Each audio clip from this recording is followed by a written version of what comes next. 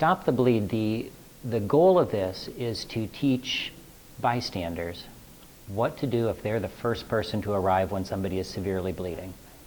So we're trying to teach everybody the basics of being a first responder, to identify bleeding, and then some techniques to stop it so that they can save a life. This is important because hemorrhage, or bleeding, is the leading preventable cause of death after injury.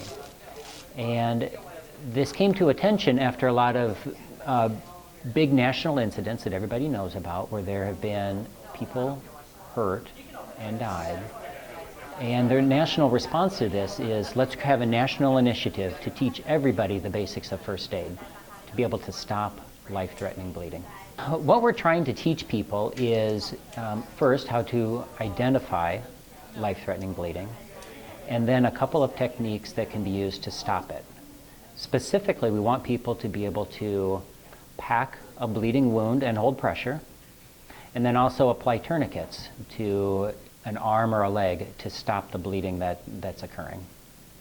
Ideally, there would be a first aid kit or a bleeding control kit in your house and in any public area where, just like there's an AED in public areas. So ideally, there would be equipment available.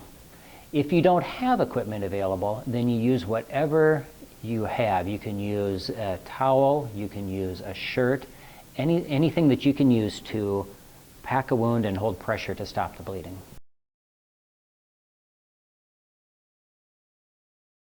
That's kind of the general message, is we just want it to come off as, this is another component of first aid. This is just one more thing you can add to your kit, and most people do have a first aid kit and they know the utility. There's Band-Aids and standard things. We want it to come to the point where it's like, yep, we have a tourniquet, and that's just another staple item. It's not, we just want it to be on hand all the time. And this has become a big initiative that's nationally and is being spearheaded by the American College of Surgeons. And so through my work in the trauma community, this is something that just makes a lot of sense to me, because this helps us get something meaningful out to the lay public about what you can do if you are the first one there. Really important for the community.